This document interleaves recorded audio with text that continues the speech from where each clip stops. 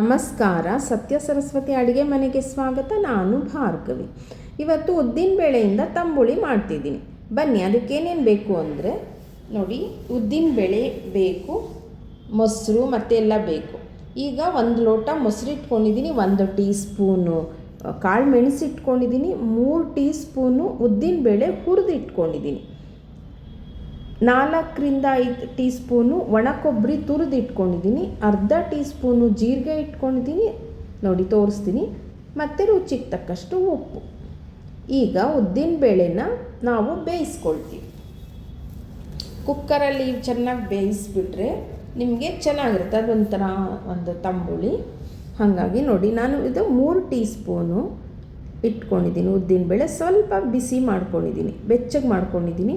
ನಿಮಗೆ ಇಲ್ಲ ನಮಗೆ ಈ ಥರ ಬೇಯಿಸೋದು ಬೇಡ ಅಂದರೆ ನೀವು ಮಿಕ್ಸಿಗೆ ಹಾಕ್ಕೊಂಡು, ಅಂದರೆ ಕೊಬ್ಬರಿ ಜೀರಿಗೆ ಎಲ್ಲ ರುಬ್ತೀವಲ್ಲ ಆ ಟೈಮಲ್ಲಿ ಹಾಕ್ಕೋಬೋದು, ಆ ಥರನೂ ಮಾಡ್ಬೋದು.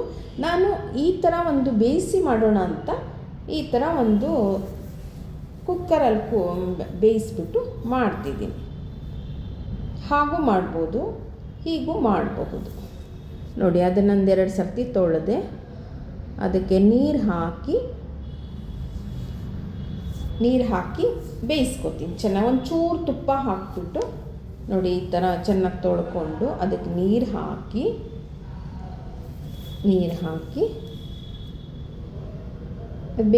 ಬೇಯೋಕ್ಕೆ ಎಷ್ಟು ಬೇಕೋ ಅಷ್ಟು ನೀರು ಹಾಕ್ಕೊಂಡು ಒಂಚೂರು ತುಪ್ಪ ಹಾಕಿ ಬೇಯಿಸ್ಕೊಳ್ತೀನಿ.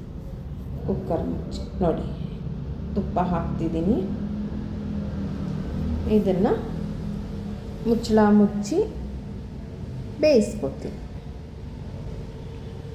ಇದು ಕುಕ್ಕರಲ್ಲಿ ಬೇಯಲಿ ಅದು ಚೆನ್ನಾಗಿ. ಇವಾಗ ಮಿಕ್ಸಿ ಜಾರ್ ತೊಗೊಂಡೆ, ಚಿಕ್ಕ ಜಾರ್ ತೊಗೊಂಡೆ, ಮೆಣಸು 1 ಟೀ ಸ್ಪೂನು ಅದನ್ನು ಹುರ್ಕೊಂಡಿದ್ದೀನಿ ನಾನು, ಅಂದರೆ ಚೆನ್ನಾಗಿ ಹುರಿದಿರೋ ಮೆಣಸದು.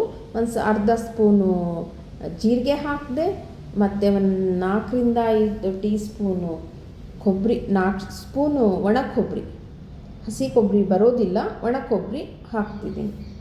ನೋಡಿ, ಇಲ್ಲಿ ರುಚಿಗೆ ತಕ್ಕಷ್ಟು ಉಪ್ಪು. ಇವಾಗ ಇದನ್ನು ಪುಡಿ ಮಾಡ್ಕೋತೀವಿ.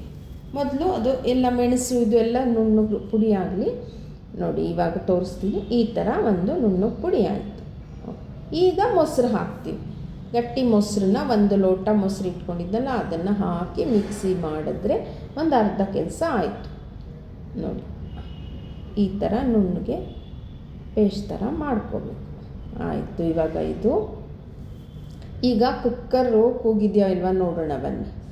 ನೋಡಿ, ಚೆನ್ನಾಗಿ ಕೂಗ್ತಾ ಇದೆ. 1 2 ಸರ್ತಿ 3 ಸರ್ತಿ ಅಂದರೆ ಬೇಯಬೇಕಷ್ಟೇ. ಆ ಉದ್ದಿನ ಬೇಳೆ ಚೆನ್ನಾಗಿ ಬೆಂದು ಆರಕ್ಕಿಟ್ಟಿದ್ದೆ. ನೋಡಿ, ಚೆನ್ನಾಗಿ ಆರಿದೆ. ಅದನ್ನು ತೋರಿಸ್ತೀನಿ. ಅದನ್ನು ಮುಚ್ಚಳ ತೆಗೆದು ನಾನು ನಮ್ಮನೆಯಲ್ಲಿ ಕಮ್ಮಿ ಮಾಡಿರೋದ್ರಿಂದ ಇಷ್ಟೇ ಹಾಕಿದ್ದೀನಿ. ಸ್ವಲ್ಪ ಜನ ಇದ್ದರೆ ನೀವು ಚೆನ್ನಾಗಿ ಹಾಕಿ ಮಾಡಿದ್ರೆ ತುಂಬ ಚೆನ್ನಾಗಿರುತ್ತೆ. ಈ ಥರ ನೋಡಿ, ಅದು ಬೆಂದಿದೆ. ಇದನ್ನು ನಾನು ಇನ್ನೊಂದು ಚಿಕ್ಕ ಪಾತ್ರೆಗೆ ಹಾಕ್ಕೊಂಡು ಅದನ್ನು ಚೆನ್ನಾಗಿ 1 ಸ್ಪೂನಿಂದ ಮೆತ್ತಗೆ ಮಾಡ್ಕೊಳ್ತೀನಿ. ಇಲ್ಲಪ್ಪ ಇಷ್ಟು ಅಂದರೆ ವಯಸ್ಸಾದವ್ರಿಗೆ ಕೊಡೋದ್ರಿಂದ ಇದು ಈ ಬೆಂದಿರೋ ಸಾಲದು ಆ ಥರ ಏನಾದರೂ ಅನಿಸಿದ್ರೆ ನೀವು ಮಿಕ್ಸಿಗೆ ಹಾಕ್ಕೊಂಡ್ಬಿಡ್ಬೋದು. ನಮ್ಮ ಮನೆಯಲ್ಲಿ ನಮ್ಮ ಅತ್ತೆಗೆ ತುಂಬ ಇಷ್ಟ ಇದು, ಹಾಗಾಗಿ ನಾನು ಮಿಕ್ಸಿಗೆ ಹಾಕ್ಕೊಂಡ್ಬಿಟ್ಟೆ ಅದನ್ನು ಚೆನ್ನಾಗಿ. ನೋಡಿ, ಈ ಥರ ಆಯಿತು. ಇವಾಗ ಎಲ್ಲದನ್ನು ಮಿಕ್ಸ್ ಮಾಡ್ತೀನಿ, ಅಷ್ಟೇ ಕೆಲಸ.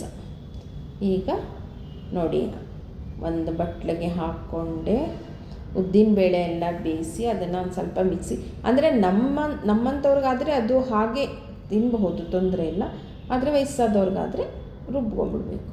ನೋಡಿ, ಆ ರುಬ್ಬಿರೋದನ್ನು ಎಲ್ಲ ಹಾಕಿಬಿಟ್ಟು ಅದಕ್ಕೊಂದು ಸ್ವಲ್ಪ ನೀರು ಹಾಕಿ, ಕೊಬ್ಬರಿ ಜೀರಿಗೆ ಮೆಣಸು ಎಲ್ಲ ರುಬ್ಕೊಂಡಿದ್ನಲ್ಲ, ಕೊಬ್ಬರಿ ಎಲ್ಲ ಹಾಕಿ ಅದನ್ನು ಹಾಕಿ ಅದಕ್ಕೆ ಒಂದು ಜೀರಿಗೆ ಒಗ್ಗರಣೆ ಹಾಕಿಬಿಟ್ರೆ ನಿಮಗೆ ತಂಬುಳಿ ರೆಡಿ ಆಗುತ್ತೆ. ತುಂಬ ಅನ್ನಕ್ಕೆ ಈ ಹದದಲ್ಲಿದ್ದರೆ ಅನ್ನದ ಜೊತೆಯಲ್ಲಿ ತುಂಬ ಚೆನ್ನಾಗಿರುತ್ತೆ. ಹಾಗಾಗಿ ನಾನು ಇದನ್ನು ಒಗ್ಗರಣೆ ಹಾಕ್ಕೊಳ್ತಿದ್ದೀನಿ.